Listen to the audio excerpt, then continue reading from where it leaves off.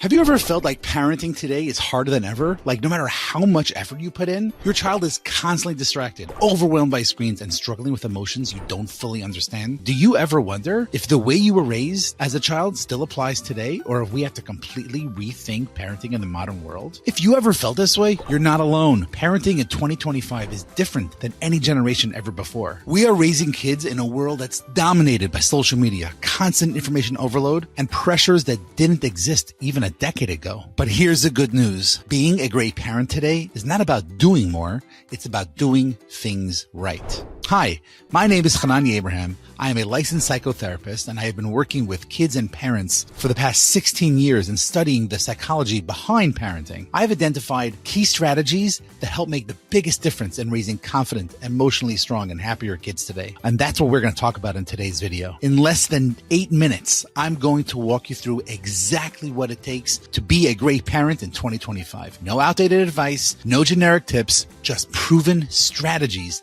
that actually work in today's world. But at the end of this video, you'll have a clear action plan to raise your child with confidence, even in an unpredictable world. So now let's jump into these 7 science-backed strategies that can truly level up your parenting in 2025. All of these tips that we're going to talk about today have been backed by research and psychology and have been written about extensively. The first and most important thing, I would say, is to practice emotion coaching. Emotion coaching comes from Dr. John Gottman's research. He found that kids who learn how to name and manage their emotions with help from their parents grow up to be more confident, better at relationships, and even perform better in school. So instead of just shutting down big feelings like, I hate school, what you want to be able to work on with your child is to say, it sounds like today was a rough day. Do you want to talk about it? You're not solving the problem for them, but you're helping them process what they are feeling. Name the emotion. I see that you're frustrated. That makes sense. This simple step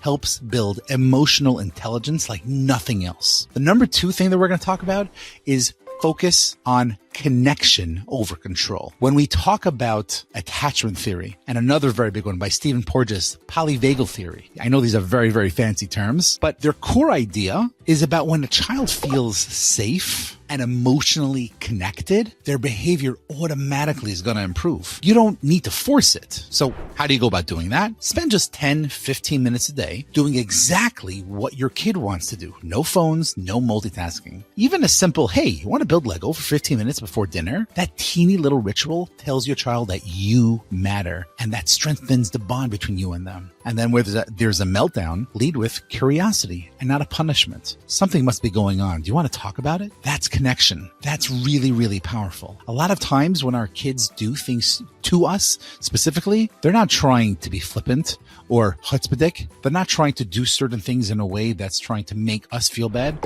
They're trying to tell us something. Connect to that. Do you know how you get that connection? Doing things with them, bonding, working on that relationship. And that's what polyvagal and attachment theory teach us. Now move on to step number 3. Let's talk about using the concept of authoritative parenting. It's a game changer. But being loving but firm is really, really important. And that's what authoritative parenting is all about. Not authoritarian parenting or permissive parenting, but this style is backed by decades of research from Dr. Baumrind and many others that talk about the concepts of being able to have healthy attachment with our kids in the long term. So this is what it looks like. You set clear boundaries. Bedtime is at 8:30 because your body needs rest. But you can also involve the child in how we talk about things. I know it's for the weekend. Maybe we can talk about having a different type of structure and bedtime routine, maybe a little bit later. Can we talk about it together? And when there are certain situations where the rules are going to be broken, you have to stay calm. You have to follow through. We agree there's not going to be any electronics an hour before bed. Let's try again tomorrow. You have to be firm and in control, but let them be a part of respect, structure, and love all at once. When we talk things out with our kids, when we communicate with them, and we realize they're not doing things to defy us, they're doing things because they need and want something. That's really, really, really important. Another very, very important step is what we call modeling growth mindset and grit. Talked about by Carol Dweck, Angela Duckworth. When we talk about grit, it's about teaching your kids that success comes from effort, from persistence, and learning from failures. It's not just about being smart. And instead of saying, oh, you're so smart, you say, you worked hard on that, didn't you? And you didn't give up. That's awesome. When they struggle, we teach them that mistakes are how we get better. Do you maybe want to try another way? And it's also really important to remember, you have to model this yourself. So if you mess up on something at home, say dinner or setting up something in the backyard, it's okay. I'll get it right next time. Or maybe I'll try a different recipe. Your child learns resilience by watching you. That modeling behavior is so important.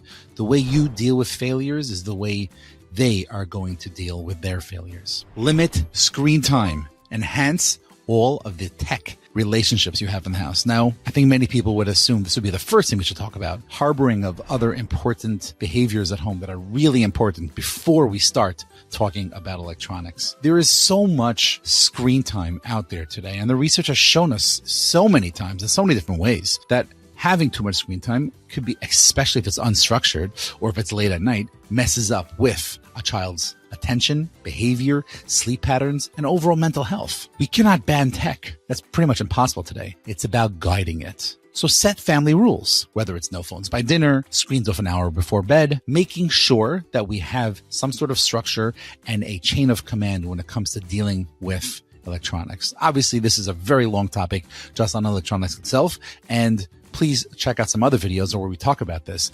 Get to a place where there's a relationship together with your child, with the electronics. Co-watch or co-play them. Oh yeah, who's playing tonight? Oh, interesting. Oh, I don't remember. I haven't watched baseball since I was in college. Or, what's this game about? Can you teach me? When we harbor the relationship, when we enhance who we are with our children, that really helps the electronics not to take over the family, but become a part of something in a balanced and healthy way. Also, ask reflective questions. How did that video make you feel? What did you think about that movie? You're not setting limits in that sense. You're teaching them how to use tech mindfully. Another very, very important thing when it comes to parenting is to prioritize play and unstructured time. I think this is very much overlooked, but it's so important. Kids need unstructured play. Research coming out of Harvard and many other places show that free play builds brain development, self-regulation, emotional health, and you should not have a complete schedule every single Sunday, every single day of the week with your child. Let them have some free time. Let them be bored. Boredom is just a way of asking your brain to be creative. So what would you like to do is something we can ask our child. Encourage outdoor play, imagination, storytelling, going to build with magnetiles, Legos, Lincoln Logs if you still might have them. Do you want to pretend like everything is lava and you have to go all over the place within the house? Doing these imaginative things are so important for self-growth, and we can learn so much through play, and our kids learn so much through play. We learn so much through play. It's their language.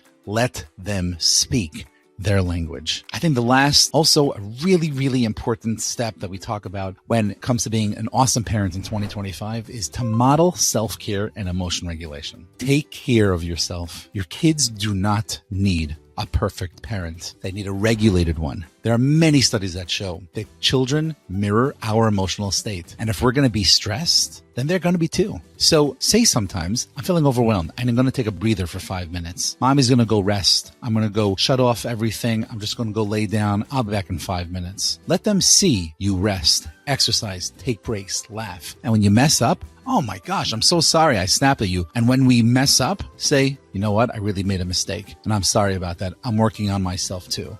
When we show our kids how valuable we are, that goes so far in what they see in us and what they're going to learn.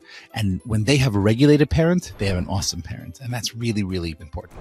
We just went through 7 awesome steps to how to be a great parent in 2025 without feeling overwhelmed, or how to get lost in the outdated advice that's out there. And I'd love to know which one of these resonated with you and what you plan to apply first. Please drop a comment below. And if you're interested in more cutting edge parenting strategies tailored for today's world, make sure to subscribe and turn on notifications. Parenting is evolving. Let's make sure that we evolve with it.